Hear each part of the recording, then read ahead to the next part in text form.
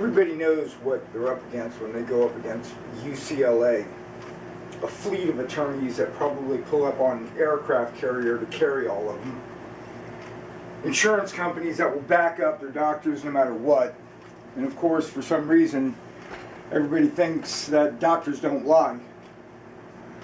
Michael Quon, Dr. Michael Quon, I do not know why you told me that I was cured when you did in July 7th, but I had two people there that witnessed you telling me this. So we're going to have two witnesses telling you and reminding you how you told me that I was cured at your very office, backed up and supported by one of your own staff members. You then turned around and told the Board of Medicine that you did never tell me to stop taking the medication. Yet CVS Specialty Care, CVS Pharmacy, called your office asking for Dr. Krieger, my prescribing doctor, asking for him to give his blessing for them to refill my prescription, only to be told that you were my new attending doctor. And you got on the phone with CVS Specialty Care and told them that I would not be needing the medication, so you are not authorizing the refill, not refill, but the filling of my final months of the ribavirin.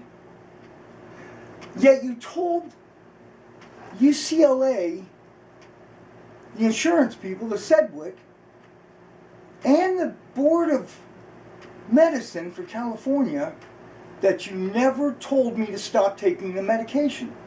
You lied to them. You told me that I was cured, I would not be needing the medication anymore. This is going to come out in court, Michael, along with 7 addendums that you added to the medical records, each one of them showing a different ending to my regimen. A regimen that Dr. Krieger had put me on for 6 months of Sovaldi and ribavirin to cure the hepatitis C. Birds of a feather must obviously flock together. He retired without telling me or his staff or his associates you. And so when I came in July 7th, you having just been informed that the good doctor had retired, and all these patients coming in looking for Dr. Krieger, your associates and you had already spoken to each other and decided that none of the patients were going to be afforded to be placed into the care of a doctor of one of Krieger's associates. And all of you had a resentment to Krieger, it seemed. And so when you accepted me as a patient, only because I had threatened to sue you and the facility, you had decided and had in the back of your mind you were going to get rid of me as a patient as quickly as possible. And you did. And that, Michael, is where you breached what you owed to me as a patient and you as a doctor, and a standard of quality care, because every doctor I've gone to has gone through the medical records and attested to the fact that that's medical malpractice. I offer you one last opportunity to settle this case before trial, because the evidence will clearly paint a picture, Michael, that you were most unhappy at the fact that Dr. Krieger had retired. The staff was visibly shaken about it. Krieger didn't tell any of his patients that he was going to leave, and he left me without a doctor. He abandoned me.